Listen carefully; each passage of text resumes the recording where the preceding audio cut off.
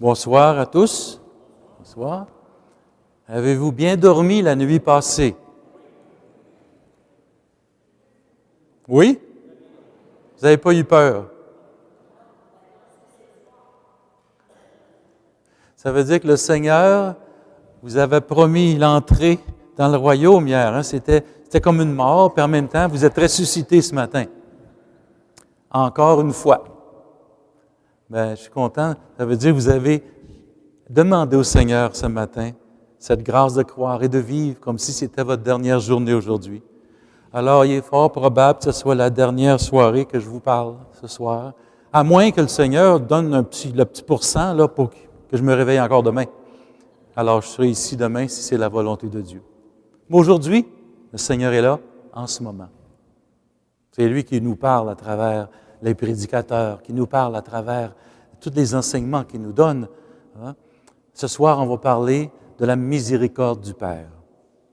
Imaginez-vous, là, Jésus est entouré de beaucoup de foules, des disciples qui suivent. Il y en a qui veulent des miracles, qui touchent seulement la frange de son manteau. Et parmi cette foule, il y a aussi toujours, comme d'habitude, des pharisiens, des scribes qui essaient de le mettre à l'épreuve. Il a fait un miracle le jour du sabbat. Il a fait toutes sortes de petites choses, là, il ne se lave pas les mains. Hein. On a vu dans l'Évangile ce soir, il ne se lave pas les mains avant de manger, comme les scribes, les pharisiens font. Qu'est-ce qu'il fait dans ce Jésus-là? Il dérange. Mais Jésus voit bien qu'il y a bien du monde aussi, parmi ses compatriotes, qui ont donc de la misère à voir Dieu comme un bon papa. Oui, il est juste. Mais il n'est pas seulement juste, ce papa-là. C'est pas un papa sévère, un papa qui veut qu'on réponde à son amour, qui veut être aimé. Alors, c'est pour ça que souvent, le Seigneur, dans l'Ancien Testament, des fois, va utiliser un traitement choc de temps en temps. Pourquoi? Parce que, délicatement, chaque personne en Israël qui était appelée à être une nation de prêtres, de prophètes aussi, une nation royale aussi, était appelée à vivre de l'intimité de Dieu.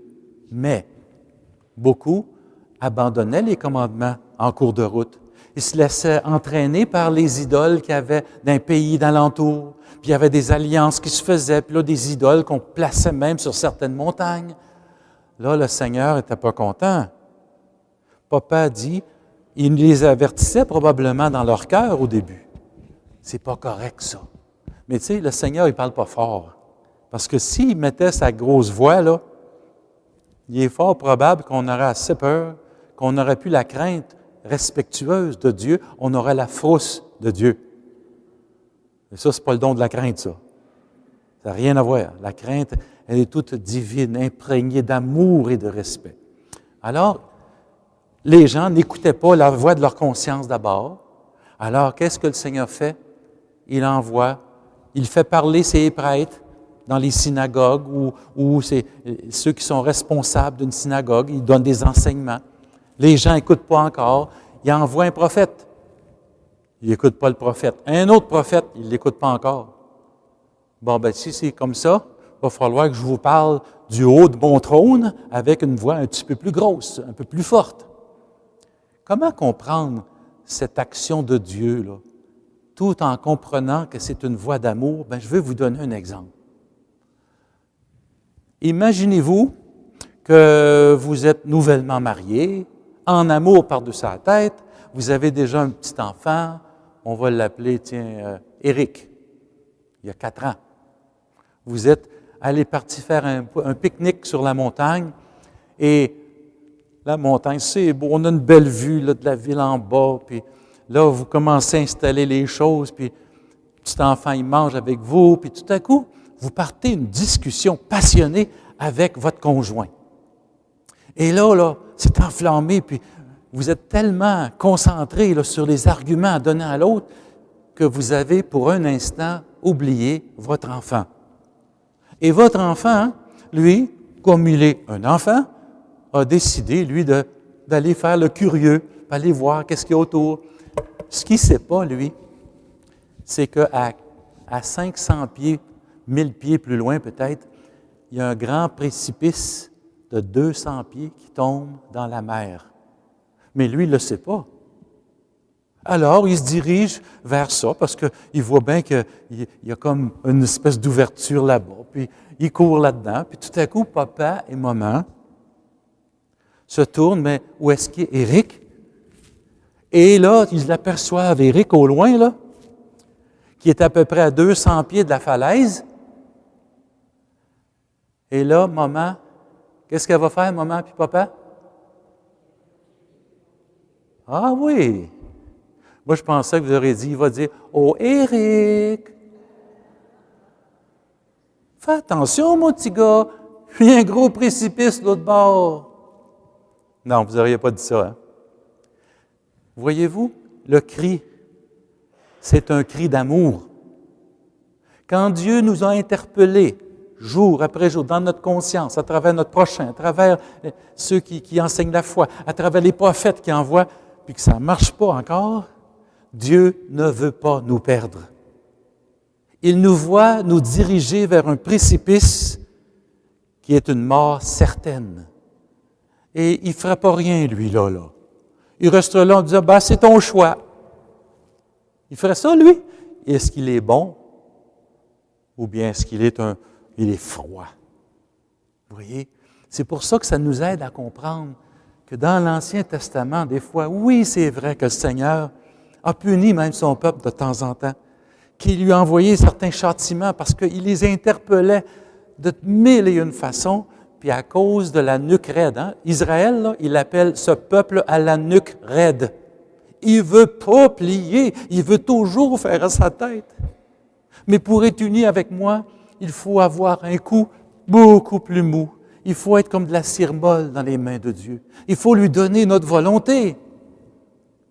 Alors Jésus, saisissant que dans ses compatriotes, il y a beaucoup de ses compatriotes qui n'ont pas saisi la profondeur de l'amour et de la miséricorde de son Père, se dit, qu'est-ce que je devrais bien leur conter pour les convaincre que papa est si bon? Je le sais, je vais leur conter la parabole de l'enfant prodigue. Quelle belle parabole! Et, dans la parabole, il y a un papa dans la maison qui a 2 enfants, le plus jeune et le plus vieux. Ça représente bien sûr Israël, le plus vieux. Israël, ça fait longtemps, Dieu s'est révélé à lui, Dieu a envoyé des alliances, il a fait plusieurs alliances dans l'Ancien Testament avec son peuple, différentes l'une des autres, mais ils se complétaient. Il a donné la loi, il a promis un Messie, il a envoyé des prophètes, il a fait plein de choses avec son peuple. Il les a bénis de mille et une façons. Alors, le plus vieux, c'est celui qui a toujours été avec Dieu depuis qu'il a été choisi. Et le petit cadet, celui-là, il représente les nations païennes. Hein? Le nouvel arrivé, qui lui, tout ce qu'il veut, c'est qu'il regarde par dehors, puis il dit, j'ai donc hâte d'aller jouer avec mes amis. J'ai donc hâte de faire ce qu'ils font dehors, en dehors de la maison. Parce que là, dans la maison, là, c'est gênant, faire un péché devant le Père. Hein? C'est gênant. Alors, il demande, Père, je t'ai écœuré, là, je veux sortir de la maison, donne-moi la part d'héritage qui me revient. L'héritage. On a reçu la vie de Dieu, on a reçu l'intelligence de Dieu, on a reçu un cœur capable d'aimer de Dieu, on a tout reçu, les biens intellectuels, les biens culturels, les biens physiques. Notre corps, c'est un don de Dieu. Il nous le prête pour devenir des saints, pour pouvoir mieux le transformer plus tard. Mais il ne nous appartient pas techniquement. C'est tous des dons de Dieu, ça. Il faut traiter avec un grand respect. Mais le jeune dit, moi, je m'en vais de la maison, je veux aller faire à ma tête. Je veux faire ma volonté. Moi, je suis tanné de faire la volonté de papa. Quand tu es dans la maison, tu n'as pas le choix. Ben là, moi, je veux sortir de la maison. Alors, il décide de partir. Et remarquez bien le grand respect du père qui laisse son fils partir. Ici, dans la parabole de l'enfant prodigue, là, on retrouve tout de suite le sens d'un péché grave et de tout péché, même véniel, qu'on peut commettre. Le sens du péché nous est révélé. Ce n'est pas la rébellion d'un esclave par rapport à son maître, parce que si c'était le cas, ben, on dirait, il a bien raison, il est menacé la vie dure. Hein? Mais le péché, c'est un outrage du Fils par rapport à l'amour du Père. Il faut situer tout péché dans un contexte de relation avec Papa. Tout péché, même le plus privé. C'est une relation qui va se briser. C'est comme si le jeune homme disait, « Papa, j'en veux plus de ton affection. J'en veux plus de ton amour. » C'est pour ça que c'est plus grave d'une certaine manière, vous comprenez?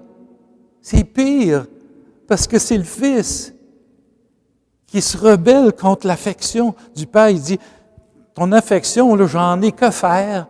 Je veux aller profiter de la vie, puis faire ce que je veux quand je veux. » C'est ça ma définition de la liberté. Faire ce que je veux, quand je veux, indépendamment de ce que toi tu veux. Il y a bien du monde qui pense de même aujourd'hui. Beaucoup. Et c'est là qu'on voit le sens du péché qui nous est révélé dès le début de la parabole de l'enfant prodigue. Et là, il part. Vous le savez ce qui arrive après?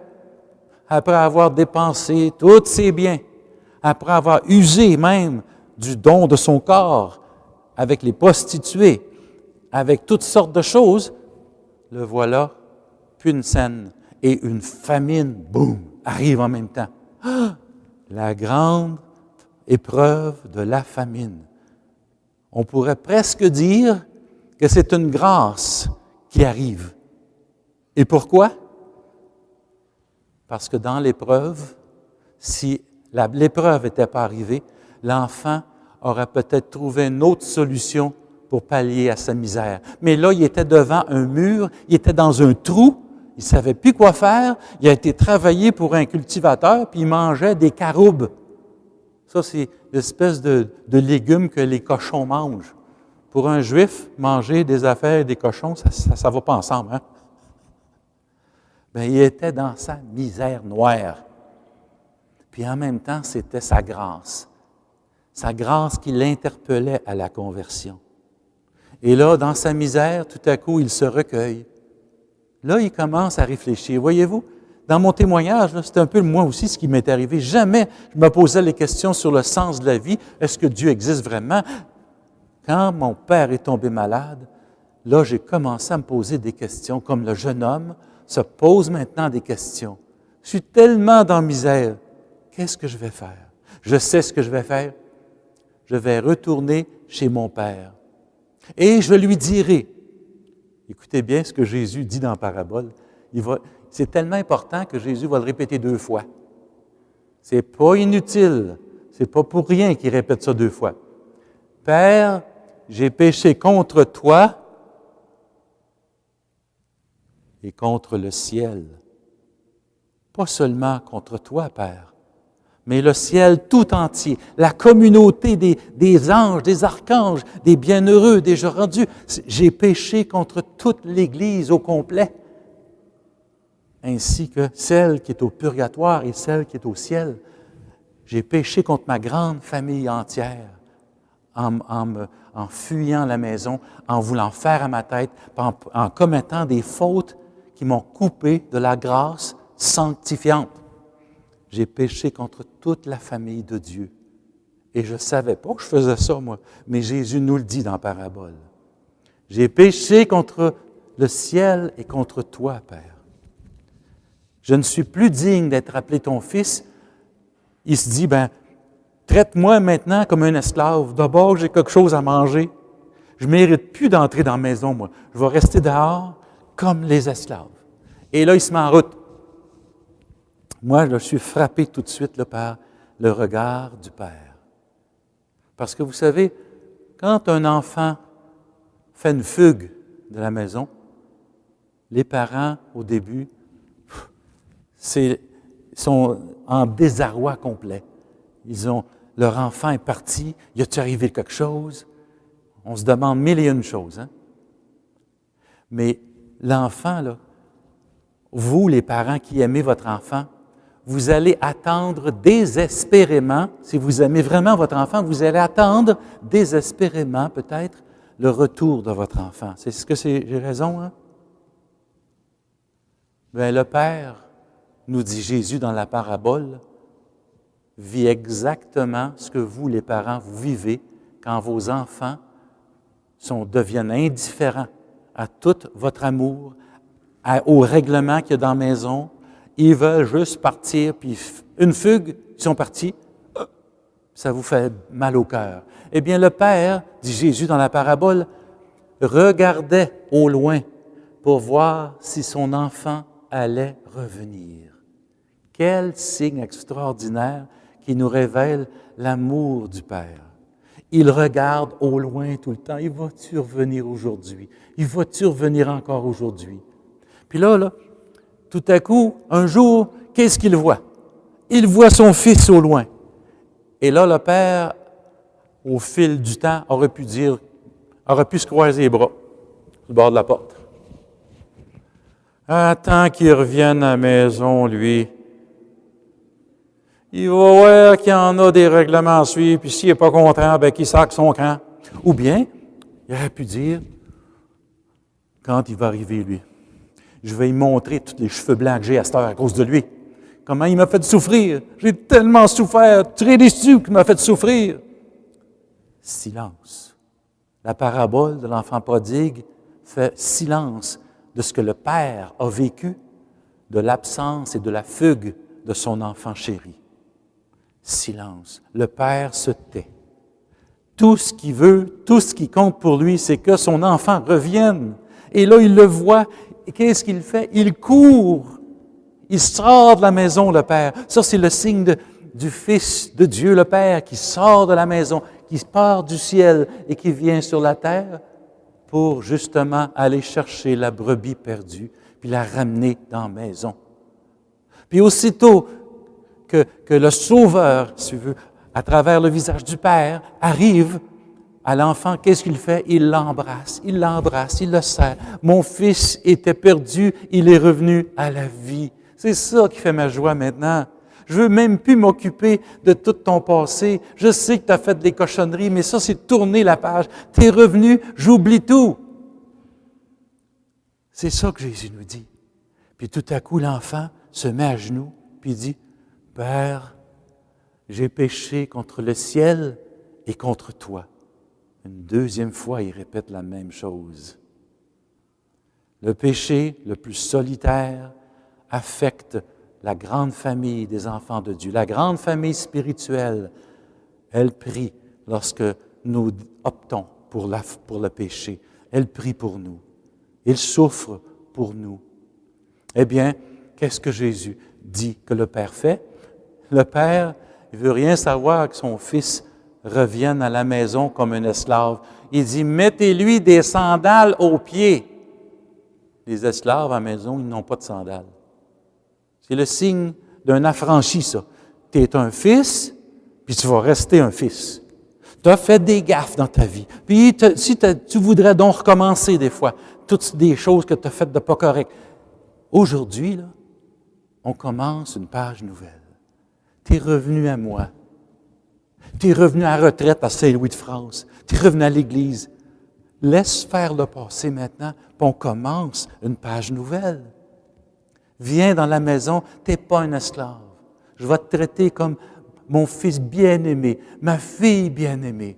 Et alors, il fait mettre une belle robe sur son enfant, dont le linge est tout décomposé presque. Et là, il met une bague à son doigt, le signe de l'alliance. Tu fais partie d'une grande famille, une alliance. C'est deux volontés qui vont ensemble, ça, une alliance. C'est l'alliance avec la famille. Viens et reviens dans la famille. Et le Père dit, envoyez de la musique, on fait tuer le veau gras et on festoie. Ah, le Père est tellement content. Mais le fils aîné, il n'est pas content. Israël n'est pas content de voir les nations païennes s'ouvrir au salut universel. Jésus n'est pas venu seulement pour Israël. Israël ne lisait pas bien l'Écriture, ne l'interprétait pas comme il faut, ne comprenait pas cette dimension-là, pensait que tout était pour eux, puis que les autres étaient des pécheurs, des païens, des chiens qu'ils appelaient. Et là, tout à coup, même les apôtres, vous le savez, ont eu de la misère à accueillir cette vérité-là, que le salut s'ouvrait à tout le monde. Eh bien, le Seigneur est obligé de dire à son fils aîné, « Mon fils, tout ce que j'ai est à toi. Tu es toujours dans ma maison. Tout ce que j'ai est à toi. Pourquoi es-tu jaloux, envieux? Tu devrais te réjouir. Ton frère que voici était mort, il est revenu à la vie. » Lui, le fils, il dit, « Ouais, ton fils, au lieu de dire mon frère, il dit, ton fils, il a tout dépensé, là. Hein? » Il pensait à son héritage qui a manqué parce que le fils lui partait avant. Voyez-vous comment est-ce que c'est? C'est pour ça que Jésus va terminer la parabole en disant, « C'est pourquoi je vous le dis. Les premiers, Israël, seront les derniers, et les derniers, les païens, seront les premiers. » C'est pour ça que ça finit de même. Mais quelle belle histoire, hein? Vous savez, chez nous, cette histoire-là, on l'a vécue, nous autres, avec ma sœur. Ma sœur, à 14 ans, commençait à sortir avec un gars qui vendait de la drogue, avec son Harley Davidson. Puis là, à 16 ans, parce qu'elle était toujours, le soir, elle n'écoutait plus les parents, mon père disait, « Faut que tu rentres à minuit, plus tard ou plus tard. » Ma sœur rentrait à 4 heures du matin. Les deux yeux dans la graisse de bine, comme on dit. Les yeux rouges. Puis quand elle rentrait, papa elle l'attendait. Il veillait longtemps, papa, pour ça. Il a fait souvent des nuits. Puis là, quand il la voyait arriver, il voyait qu'elle était surprise de le voir, puis il voyait tous les yeux rouges. Puis là, il essayait d'y parler, puis elle ne voulait même pas parler, parce qu'on allait dans sa chambre, boum, ferme la porte. Aucun dialogue. C'est ça que ça fait, la drogue aussi. Hein? On entre dans une bulle, puis on n'est pas au même diapason que les autres. On est dans notre monde, puis eux autres sont dans leur monde. Puis nous autres, on trouve leur monde, il est fou, mais eux autres, ils trouvent notre monde est fou. Mais ça, on ne sait pas, là. On pense que c'est nous autres qui avons le meilleur monde. Ma sœur était dans ce monde-là. Comme nous autres, on l'a été aussi. Alors, papa était découragé de voir qu'elle ne l'écoutait plus, qu'elle sortait avec ce gars-là, couchait avec, faisait des niaiseries. C'était épouvantable. Alors, vendre de la drogue, elle courait des grosses chances, là. Hein? Alors, ma sœur a décidé un jour, parce que mon père la punissait, il disait, « Va dans ta chambre, puis là, tu ne sors pas de la fin de semaine. » 16 ans. Bien, ma sœur, un soir, parce que mon père avait barré sa porte de chambre, elle a attaché ses draps ensemble, comme les gens des prisons, là, puis elle est sortie par la fenêtre. Il y avait à peu près une quinzaine de pieds avant le sol, puis elle est descendue au bout des draps. Mon père arrive, « OK, tu peux sortir, France. » France? France est partie. Alors un jour, France, qui vit dans sa bulle, qui nous a influencés aussi dans la drogue aussi, elle me dit, « Guy, sais-tu où maman et papa ont mis les photos de notre enfance? » Ben, je dis, « Oui, dans une espèce de boîte de métal, dans le haut du garde-robe de maman. Je pense que c'est là qu'elle garde toutes les photos qu'on a prises depuis notre enfance. » Elle dit, « Veux-tu, on va les regarder ensemble? » Papa et maman étaient sortis pour la journée. Alors, OK, on se met à regarder les photos. Puis là, elle dit, « Chaque fois que tu vois une photo avec mon visage, mets-le à côté, OK? » OK. Alors, là, je dis, « As-tu vu que c'était de l'air quand tu as 2 ans, 4 ans, 5 ans, quand tu es tout beurré, quand tu fouillais dans les armoires, quand tu faisais ci? As-tu vu ça quand papa, il jouait avec toi? » Puis mettait toutes les photos à côté. Puis là, une fois qu'on a tout fait le tri, ma sœur a dit, « OK, donne-moi ces photos-là. » Je dis, « Qu'est-ce que tu vas faire avec ça? » Elle dit, « Je vais te dire tout à l'heure. » Ah, OK. Tout à coup, je sors de ma chambre, à peu près une demi-heure plus tard. Dans le salon, on avait un foyer. Ça sentait à fumer. Elle a jeté toutes les photos depuis son enfance dans le foyer. Puis là, quand j'ai vu qu'est-ce qu'elle faisait, puis qu'elle me dit ça, j'ai dit, « Mais t'es-tu folle? Qu'est-ce que t'as pris de faire ça? » Elle dit, dis-les pas à papa puis maman, là, mais je vais me sauver de la maison ce soir. Puis elle dit, je connais maman, elle va appeler un détective, puis ils ne me trouveront pas, ils n'auront pas de photos. Voilà son raisonnement. J'ai dit, comment papa puis maman vont réagir quand ils vont savoir ça? Alors, le soir, il est rendu 4 heures du matin, papa puis maman attendent encore, 5 heures, 6 heures du matin, France n'est pas rentrée. Ma mère appelle la police. Il est arrivé quelque chose à quelqu'un, à ma fille? Non, on n'a pas de rapport. Le policier vient chez nous. Fait que là, le policier dit, ouais, je pense que c'est une fugue, ça, madame. Vous êtes mieux d'appeler un détective. Fait qu'elle a appelé les parents. Les parents du monsieur ne savaient pas où il était non plus, cet enfant-là. Les deux étaient partis ensemble. Alors, qu'est-ce qui arrive? Ma mère appelle le détective. Le détective arrive à la maison. Avez-vous une photo, Madame Desrochers?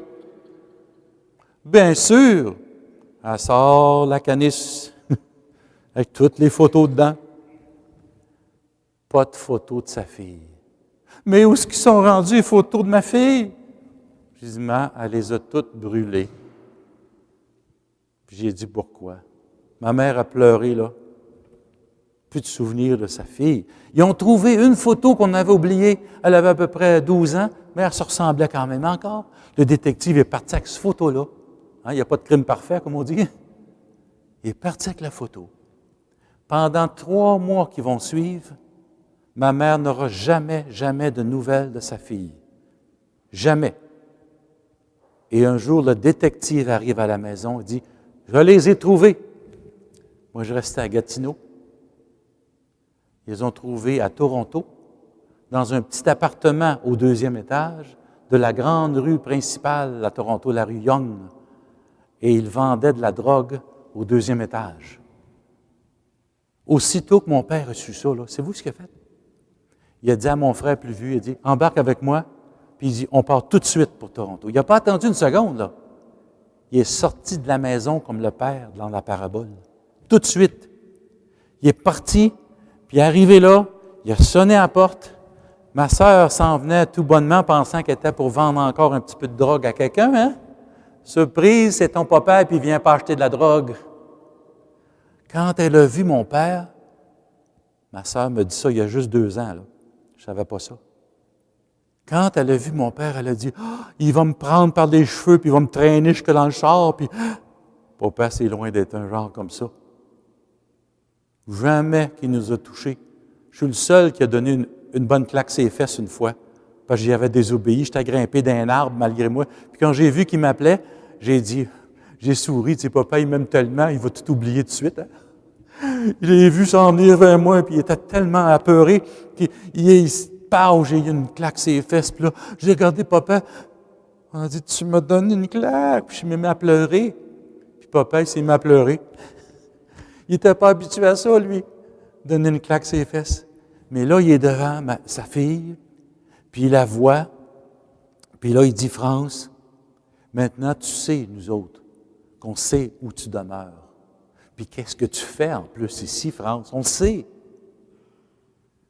Je suis venu ici simplement pour te demander, veux-tu, s'il te plaît, revenir à la maison?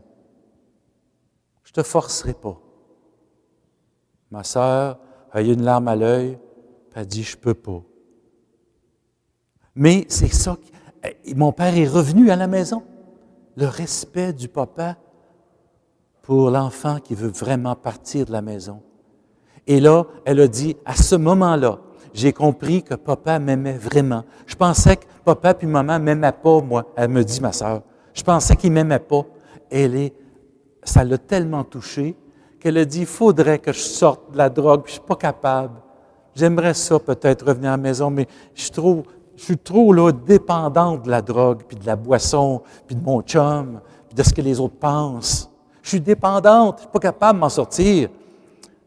Alors, c'est comme ça que ma sœur a eu une conversion plus tard. Parce que quand elle a eu ses 22 ans, elle a vu la professeure de gymnastique avec qui elle travaillait.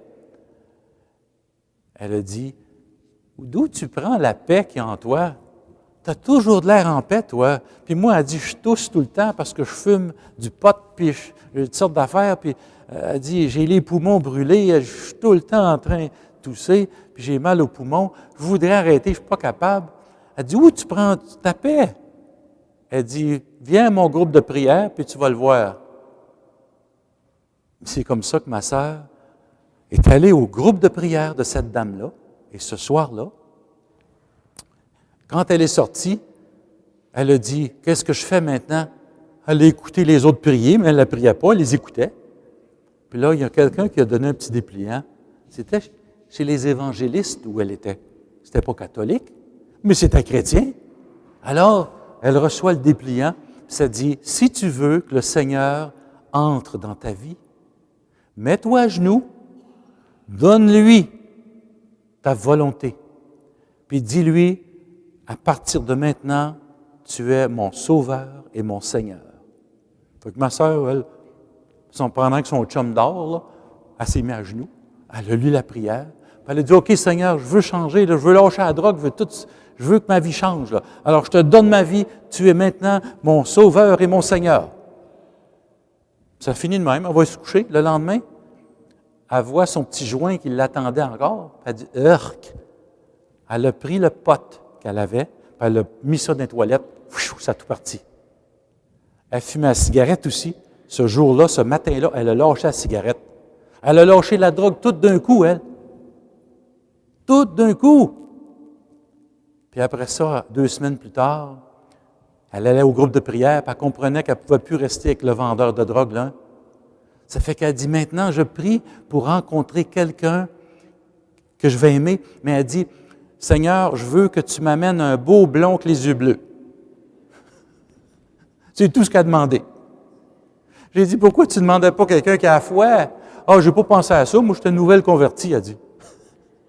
Alors, 2 semaines plus tard, quelqu'un qui vient sonner à la porte, un beau blond avec les yeux bleus.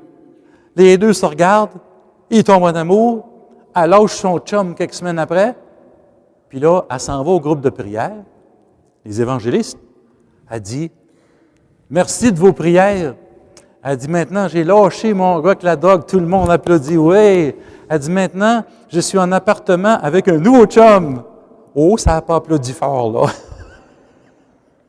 Là, tout le monde lui dit, tu ne peux pas faire ça, c'est contre un des commandements de Dieu. Puis tatati, puis tatata, vous savez, ils sont encore bien plus sévères que nous autres, on peut l'être des fois. Et alors, ma sœur a compris qu'elle ne pouvait plus rester avec. Alors, elle a fait venir son chum, puis on dit, on va vous marier, mais il faut faire une entrevue, voir s'il y a vraiment la foi. Ils ont fait une entrevue, puis là, après l'entrevue, ils ont dit, lui, il fait ça rien que pour toi, mais il n'y a pas la foi. On ne peut pas bénir votre union tant qu'il n'y a pas la foi, une foi vivante. Alors, ma sœur t'a découragé un peu, mais elle dit à son chum, elle dit, note, trouve-toi un appartement, puis moi, je trouve mon appartement, on ne peut plus avoir de sexe. Fini. Oh, Seigneur! 6 mois de temps. Fini les relations. 6 mois. Mais après 6 mois, ma sœur a dit, je l'aime tellement, puis lui, il m'aime tellement. Puis je sais qu'il a passé la foi, mais fait qu'elle s'est mariée civilement avec lui. Puis là, elle a continué à aller à son groupe de prière, puis il savait. Elle a eu 3 beaux enfants. Puis ça, c'est l'histoire un peu de ma sœur, qui a fait son cheminement. Puis à un moment donné, elle appelle ma mère, elle dit, « Maman, dis à mes frères, là, je suis revenu chez catholique. » Mais comme on connaît ma sœur, un petit peu girouette et c'est à gauche à droite, ben, un mois plus tard, elle est retournée chez les évangélistes. Mais là, elle aurait un grand, grand respect pour les catholiques. Quand quelqu'un dans sa communauté là, se levait et disait « Oh, les catholiques, eux autres! Eh, Seigneur! » Puis ils descendaient les prêtres, puis ils descendaient ici. Puis elle se levait et elle disait « La charité passe avant tout. » Tout le monde se ferme en boîte. Elle les remettait à leur place. Mais ma sœur continue à prier. Je l'ai vue il n'y a pas longtemps, il y a quelques mois. On se voit une fois par année, des fois 2 ans. Elle est dans un processus de tout réécrire la Bible à la main. Je dis, pourquoi tu fais ça? Elle dit, ben, ça va rentrer plus. Ah, OK. Fait que tous les soirs, elle passe des fois 2-3 heures à réécrire toute la Bible à la main, imaginez-vous. Ça vous donne un petit peu une idée de ma sœur qui est quand même une grande foi. C'est ça que je voulais vous partager aujourd'hui. Maintenant, on va se lever, on va faire un chant. Je vais poursuivre avec le sacrement du pardon lui-même.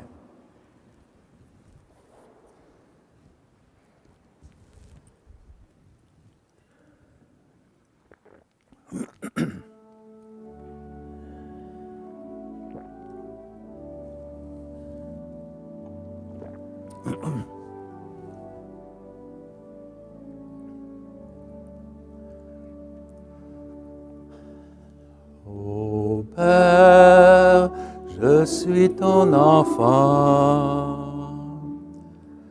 J'ai mis la preuve que tu m'aimes. Je veux te louer par mon chant, le chant de joie de mon baptême.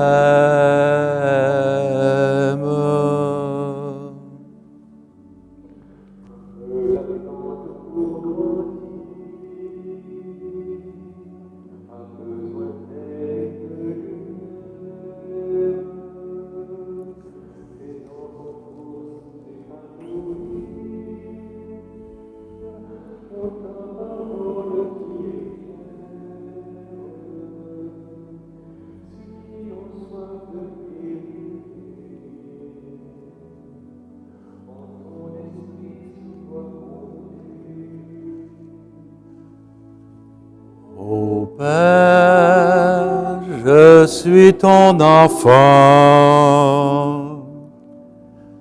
J'ai mis la preuve que tu m'aimes. Je veux te louer par mon chant, le chant de joie de mon baptême.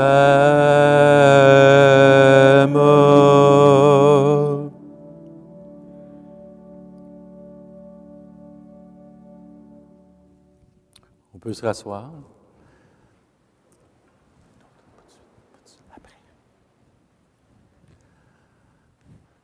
Alors maintenant, je vais vous parler quelques minutes sur la grandeur du sacrement du pardon. Pour moi, là, travaillant à Sainte-Anne-de-Beaupré, vous pouvez vous imaginer, on reçoit tellement de gens qui viennent à Sainte-Anne-de-Beaupré, à peu près 1 million par année, puis c'est dans la saison estivale seulement. Donc, ça commence presque en mai et jusqu'à la mi-octobre, là, on peut dire même à la fin octobre, mais près d'1 million de personnes qui viennent au sanctuaire de Sainte-Anne. Alors, beaucoup de gens, souvent viennent pour demander une faveur. Puis beaucoup de ces gens-là, souvent, pour toutes sortes de raisons, allaient peu ou pas à l'Église, et d'autres se confessaient plus du tout non plus au sacrement du pardon. Et quand ils viennent, ils en profitent pour faire un petit ménage. Alors moi, un jour, je suis jeune prêtre. Je commence ma première été à Sainte-Anne-de-Beaupré, et puis je suis dans un des confessionnals en arrière de l'église. Puis tout à coup, une jeune fille qui entre, elle est enceinte, puis elle me demande, « Père, pouvez-vous bénir mon enfant? » Bien sûr, elle se met à genoux au confessionnal, puis là, j'ai fait une belle bénédiction pour sa santé à elle, sa santé de l'enfant, fais un petit sein de cet enfant-là, Seigneur. Puis là, je la bénis. « Ah, merci, Père, merci beaucoup. » Là, elle se lève, je dis, « Oh, madame. » Elle dit, « Oui, vous avez oublié quelque chose. » Elle dit, « Oui, quoi? » « Vous avez oublié de confesser vos péchés. »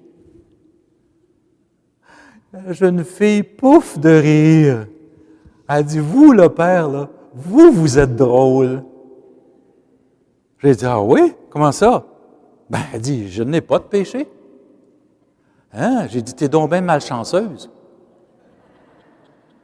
Un peu plus, je disais, « T'aimerais-tu en avoir un petit peu des miens? » Mais j'ai pas dit ça, mais j'ai dit, « Aimes-tu Jésus, toi? » Ah elle dit, « Oui. » Ah oui, tu l'aimes.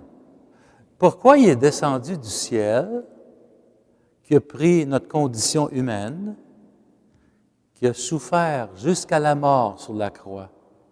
Sais-tu pourquoi? Elle se met à réfléchir. Pour pardonner mes péchés. J'ai dit en plein ça. J'ai dit, sauf que toi, tu dis, je t'aime, Jésus, mais j'ai pas besoin de toi, j'ai pas de péché. Oh, Seigneur, c'est comme si j'avais donné un coup de masse dans le front. Elle dit, oh, j'avais pas vu ça de même. Elle dit, OK, elle se met à genoux, elle dit, aidez-moi d'abord à faire une confession. OK.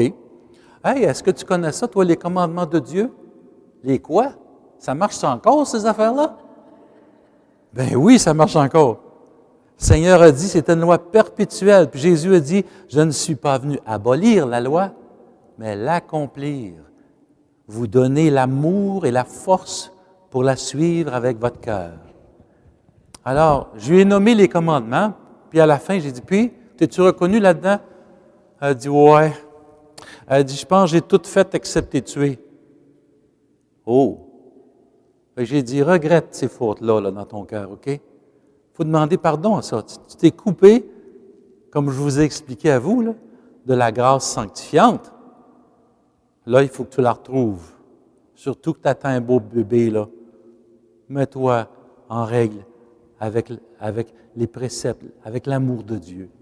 J'ai dit, hey, en passant, connais-tu ça, toi, les péchés capitaux? Que c'est ça, cette affaire-là?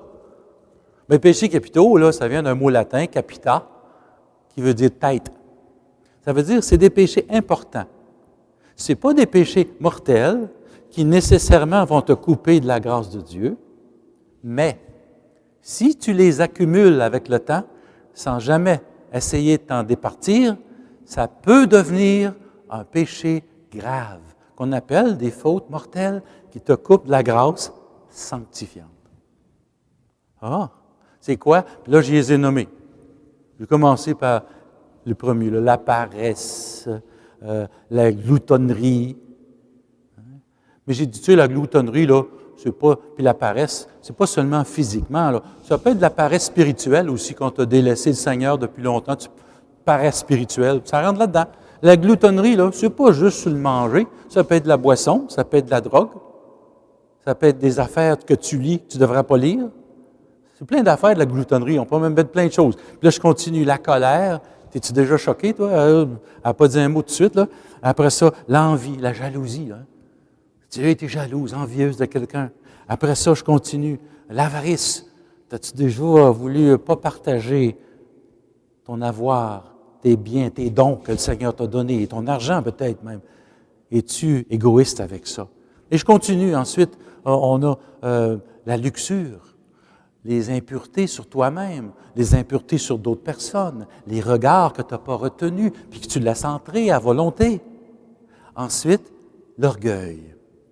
Ça, l'orgueil, là, comme je vous ai dit hier, apparemment que les saints disent que ça meurt 2 heures après nous autres. Alors, vous pouvez toujours confesser ça de l'orgueil. L'orgueil, ça se glisse, ça se dissimule, je lui explique, en tout. Dans toutes nos actions, nos regards, nos jugements qu'on porte sur les autres, ça vient de notre orgueil, on se pense meilleur, d'autres on ne ferait jamais ça, puis là on critique, puis on n'est jamais content, on veut toujours faire notre volonté à nous, ça c'est de l'orgueil. Alors, puis, te reconnais-tu là-dedans? A dit au Père Jésus, tout fait des dizaines de milliers de fois chacun. J'ai vraiment besoin du pardon de Dieu. Alors, j'y ai donné le pardon de Dieu. Vous ne pouvez pas vous imaginer voir le visage rayonnant de cette jeune femme, enceinte, lorsqu'elle pleurait de joie en sortant du confessionnal. Puis avant ça, là, elle n'avait même pas de péché. Et qu'elle était malchanceuse. Ah! Vous savez, un jour, un monsieur rentre dans mon confessionnal, il y a à peu près, je ne sais pas moi, 7-8 ans de ça, puis il y avait une caméra. Tu sais, quand l'église est belle, là, tout le monde vient poser, hein? Puis là, lui, il posait, puis il posait. Puis d'un coup, il arrive devant le confessionnal. Tu sais, au milieu, c'est nous, puis chaque bord, ben, c'est pour vous, hein? Alors, la petite lumière rouge, quand elle est allumée en haut, ça veut dire « je suis dedans ». Puis la petite lumière verte, quand elle est allumée, c'est qu'il y a quelqu'un dedans. Alors lui, il regarde ça, que c'est ça, cette affaire-là? Alors, il rentre dans le confessionnal du côté du pénitent, puis il est debout. Puis moi, j'ouvre ma porte. Zoom.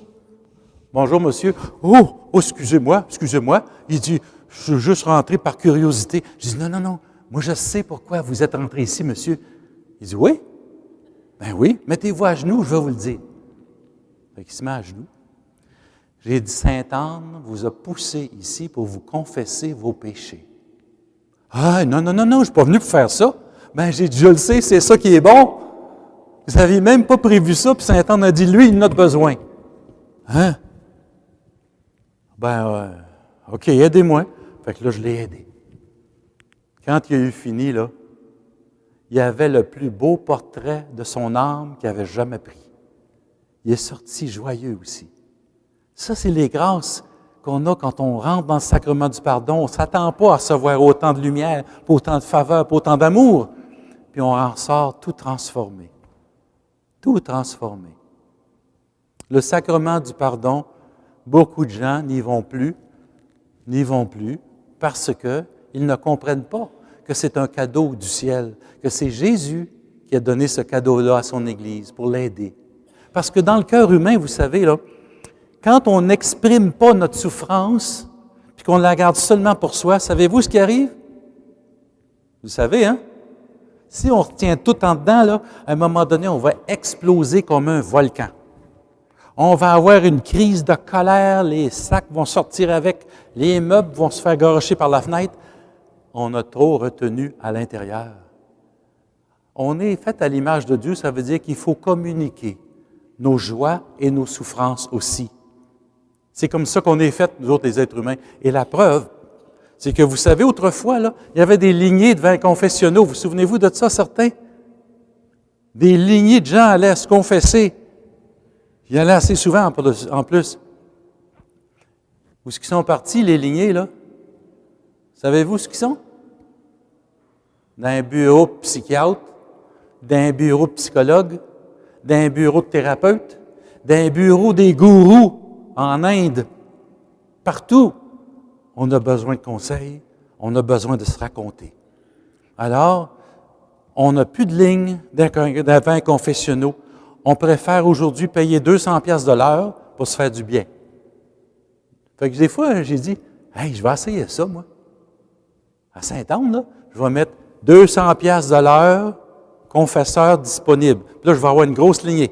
Parce que les gens, on dirait que quand ils payent, ils ont l'impression qu'ils ont plus. C'est une farce, bien sûr, mais tu sais, je me dis, comment ça se fait que des gens disent, par exemple, là, moi, je me confesserai jamais à un homme. C'est bien trop humiliant. Alors, qu'est-ce qu'ils font? Ils appellent Claire Lamarche. Ou ils appellent Jerry Springer. Connaissez-vous, lui? Un Américain, là. J'ai vu les pires folies en regardant une émission de ça une fois, là.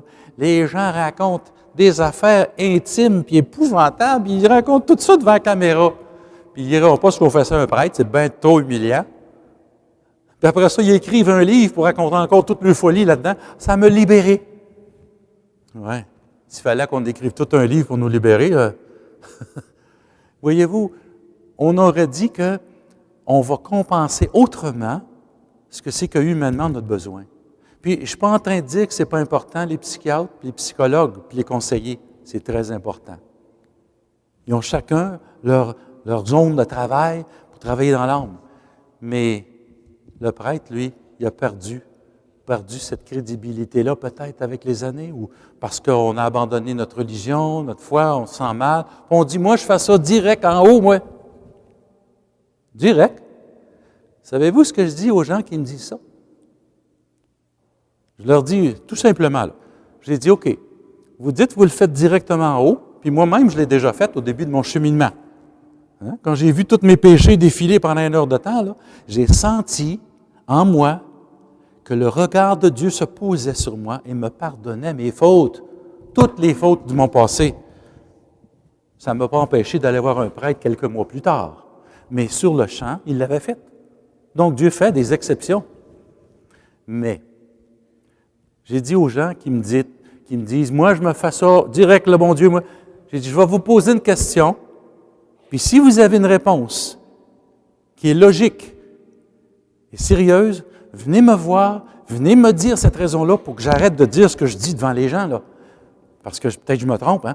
Mais moi, j'ai dit, dites-moi pourquoi Jésus a dit, et c'est écrit dans les évangiles, pourquoi a-t-il dit, avant de monter dans l'ascension vers le ciel, il a béni ses apôtres, et il a soufflé l'Esprit sur eux, et il a dit, recevez le Saint-Esprit. Ceux à qui vous pardonnerez leurs fautes, ils leur seront pardonnés. Puis ceux à qui vous les retenez, ils leur seront retenus. Dites-moi pourquoi Jésus a dit ça à ses apôtres. Si vous dites que vous n'avez pas besoin de ça, vous le faites directement en haut. Pourquoi Jésus, lui, a-t-il dit ça? Et là, j'ai toujours un silence. J'ai jamais eu quelqu'un qui vient me donner une réponse. Ça reste là. Parce que si c'est Jésus qui a voulu ça, ça veut dire que ça fait du bien. Ça veut dire qu'il a préparé un cadeau extraordinaire pour nous donner une purification de notre intérieur, pour nous libérer la parole qui est prise, la souffrance qui est enfouie profondément. Moi, à Sainte-Anne-de-Beaupré, là, souvent les gens vont me dire « Ça fait 1 an, ça fait 2 ans, ça fait 10 ans, ça fait 30 ans. » J'ai eu, il y a 2 ans, un monsieur, mais c'était pas au confessionnal, c'était dehors, là, sur un petit banc. Il me dit « Ça fait 56 ans, je n'ai jamais été me confesser à un prêtre. » J'ai dit « Pourquoi? Pourquoi, monsieur, vous avez attendu si longtemps? » Il dit « Je suis trop méchant. Je sac, puis je blasphème, puis je compte des affaires pas correctes, puis je fais ci, puis je... » J'ai dit là, c'est fini cette histoire-là. Vous allez recevoir le pardon. Fait que je l'ai confessé pendant 3/4 d'heure de temps sur le petit banc, là. Puis là, maintenant, ce monsieur-là, avant ça, là, il arrivait à la basilique, il restait dehors en regardant la basilique, en souhaitant qu'un jour, il pourrait rentrer. Vous devriez le voir, à toutes les semaines, il vient à Sainte-Anne maintenant. Il rentre dans la basilique. Il s'en va aider les bénévoles là, pour pousser les fauteuils roulants. Là. Il y a un gros sourire de même, puis avant ça, il y avait un gros visage dur. Là, là il est rendu là, comme un petit enfant. Il est joyeux, joyeux, joyeux. Ah, le sacrement du pardon, il nous libère tellement. Écoutez, je vais vous donner un petit secret, OK? Le premier, j'en ai 2. Le premier, là, c'est que si ce n'est pas vrai, ce que je vais vous dire dans quelques minutes, là, si ce n'est pas vrai, quand vous allez aller au ciel, puis j'espère que je vais y aller moi aussi, là, mais si on est au ciel, tous les deux, là, venez me voir, OK? On fait-tu un deal à soir, là? Si ce n'est pas vrai, ce que je vous dis, vous viendrez me voir, vous dire, tu t'es trompé, mon grand Guy. OK? Vous me le direz, là. Ça va m'humilier, mais je vais m'humilier. Quand vous allez rencontrer Dieu, au moment de votre passage dans l'au-delà, vous allez voir Jésus. Mais ce que vous allez voir, c'est encore bien plus beau que vous imaginez. C'est 1000, 100 000 fois plus grandiose. Un grand spectacle va s'ouvrir devant vous. Vous allez voir Jésus avec son regard, avec un amour si pénétrant, si profond. Vous allez dire, « Ah, t'es bien plus beau, bien plus amour, bien plus miséricorde que j'ai jamais imaginé, Seigneur. » Puis là, vous allez voir 2 rayons qui sortent de son cœur. Le Christ miséricordieux. Hein? Vous allez voir, là, vous allez comprendre en même temps, là, tout d'un coup, là, d'une lumière pénétrante, là, vous allez voir toutes les grâces que Jésus voulait vous donner et donner à l'humanité à travers le sacrement du pardon. Grâce que peut-être vous avez négligée. Parce que vous vous disiez, moi, je fais ça direct en haut, puis moi, j'ai pas de péché. Alors, vous avez négligé le sacrement qui aurait pu recréer, fois après fois, avec une nouvelle grâce, toutes les fois, aurait pu vous donner des grâces de sainteté, vous faire avancer dans la sainteté plus facilement, plus rapidement, même vous guérir. Retenez ce que je vous dis là, vous me le direz au ciel, c'est pas vrai. Même vous guérir physiquement, des fois. Le sacrement du pardon a cette propriété-là. J'ai vu des gens guérir de certaines maladies. Imaginez, c'est quelque chose, hein? Alors, ça, c'est le premier secret que je voulais vous livrer. N'oubliez pas de venir me voir, OK? OK. Le deuxième. Là, c'est un secret que je révèle là, pour la première fois avec vous devant les prêtres, parce qu'il y a juste les prêtres qui savent ce grand secret-là qu'il y a dans le confessionnal ou dans le sacrement du pardon. OK? Je vais vous le dire parce que vous êtes du bon monde. OK? Dans le confessionnal, il y a un gros tuyau, un boyau. Ouais? Il est invisible, par exemple. Mais il est là. OK? Un gros boyau, là. Puis là, au bout du boyau, là, il y a une valve, grosse valve. Nous autres, là, on vous écoute, là.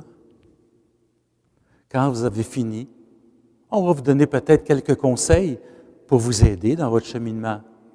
On n'est pas là juste pour écouter, on est là pour conseiller aussi. Le Seigneur nous donne des lumières des fois pour vous aider à devenir plus saint. Puis quand c'est fini, là, quand vous avez vidé votre sac, là, quand vous avez dit ce que vous avez à dire, là, nous autres, savez-vous ce qu'on fait? On rouvre la valve. Ça sort. Ça, c'est connecté direct en haut sur le cœur de Jésus, là. Puis c'est de la grâce sanctifiante. Et je te dis que ça beurre. Ça sort, là. Tiens, puis là, on arrose partout avec ça, là. Hein? Ça se répand sur vous, là, puis ça lave, ça purifie tout. Y en a-tu qui aiment ça, faire du jardinage l'été? Oui, hein? Quand on arrose les plantes puis l'herbe, là, hein? Est-ce que votre main trempe?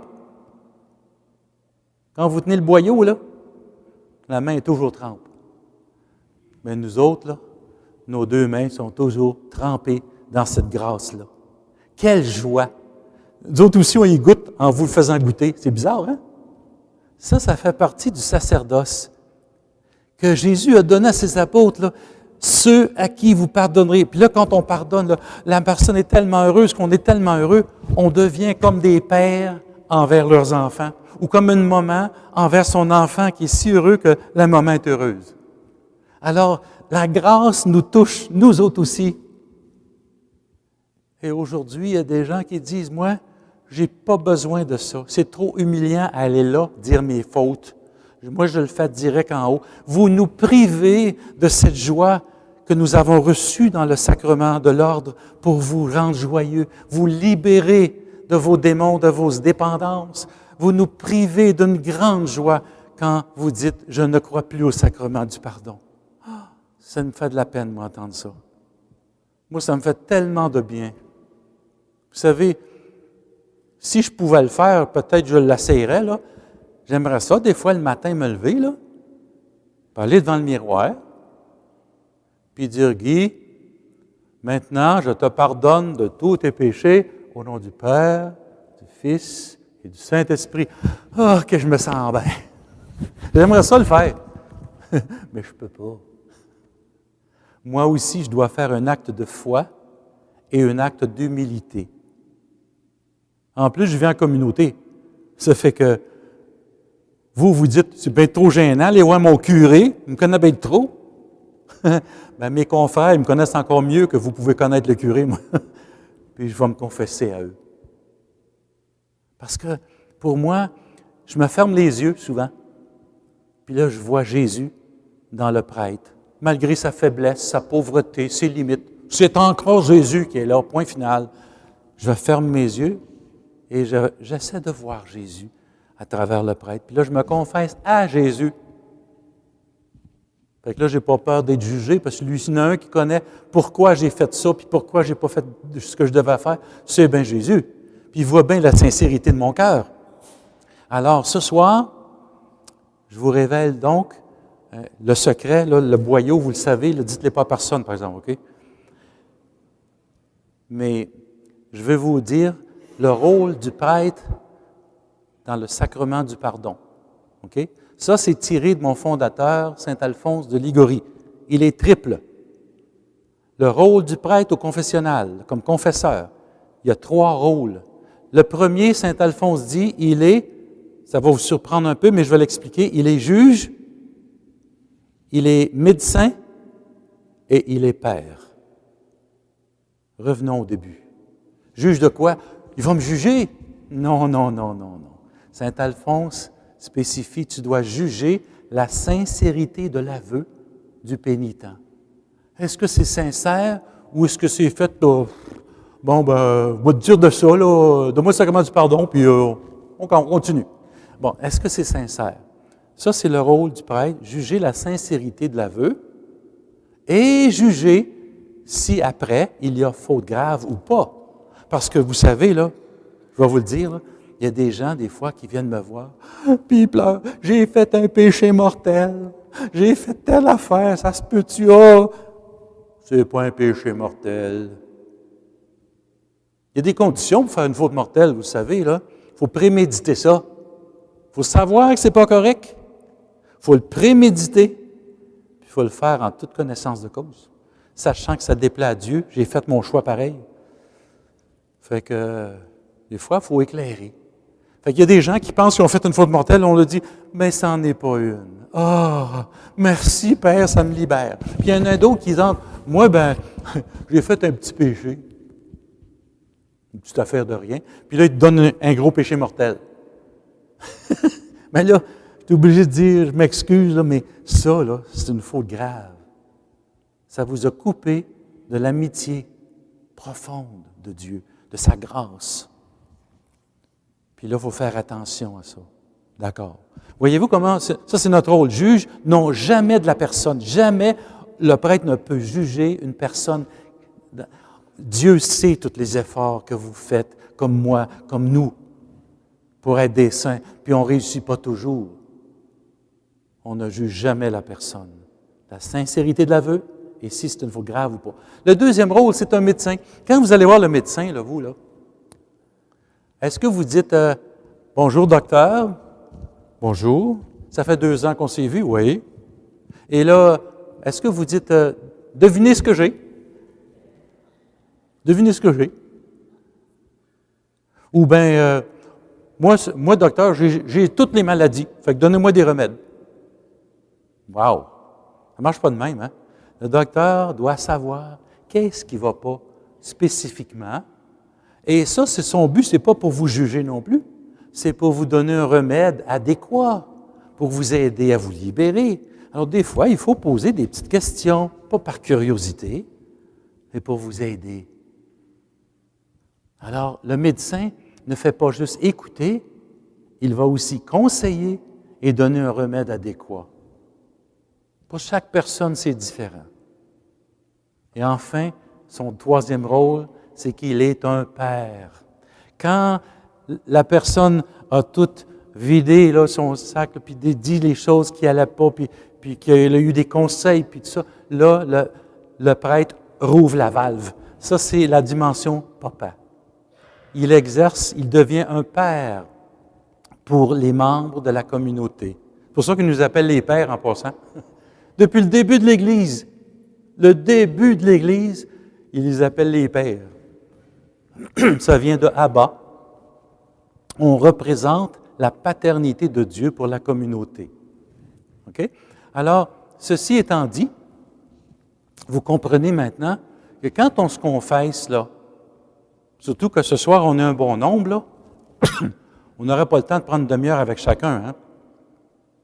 Donc, c'est spécial dans une retraite qu'on appelle une confession. Bien, ce n'est pas du counseling.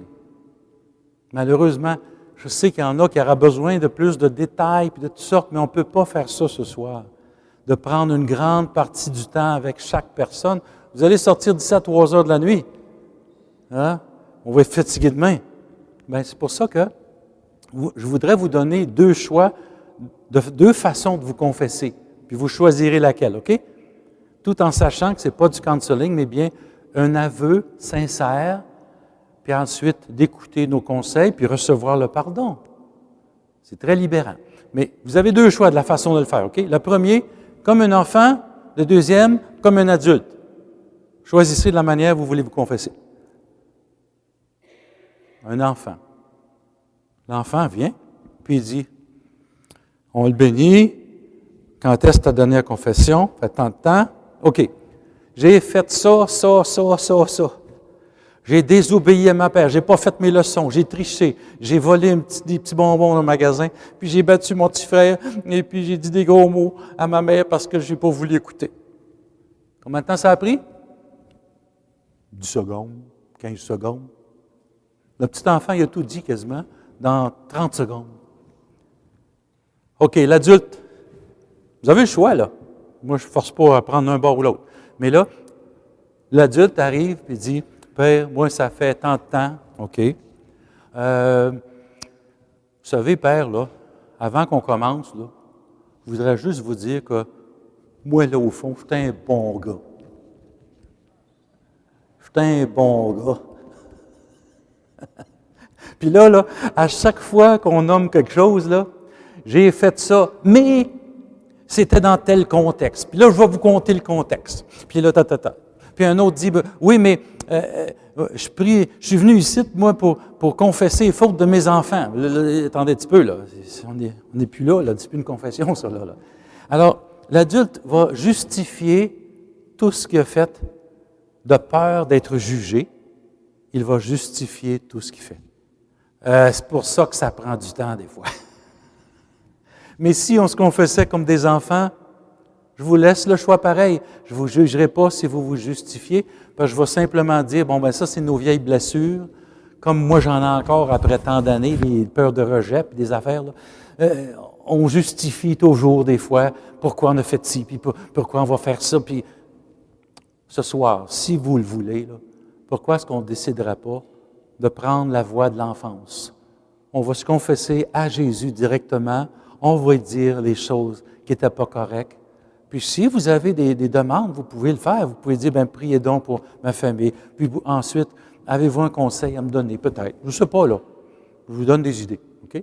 Parce que je voudrais donc que cette rencontre-là soit une rencontre joyeuse, libérante.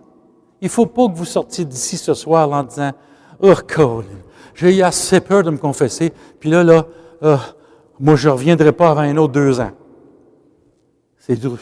C'est traumatisant. Plus vous allez y aller, là, moins c'est traumatisant. Comme quelqu'un qui va en messe, la première fois, il a peur d'être jugé, mais après ça, il prend goût. C'est la prière, c'est la même chose. Plus on prie, plus on veut prier, moins qu'on prie, moins qu'on veut prier. Ça fait que je vous dirai seulement ce que la Vierge a dit à Medjugorje aux petits-enfants en 1980. Elle a dit, « Il serait bon de vous confesser 1 fois par mois. » C'est pas moi. C'est la Sainte Vierge qui a dit ça, là. OK? Puis je ne vous dis pas nécessairement, faites-le 1 fois par mois, mais si vous le pouvez, pourquoi pas. Tout ce qui nous empêche, savez-vous, c'est quoi? C'est mon orgueil. J'ai peur d'être jugé et rejeté, et c'est pour ça que j'ai peur d'aller au confessionnal. Mais ce n'est pas notre rôle. Est-ce que vous comprenez bien, mes amis?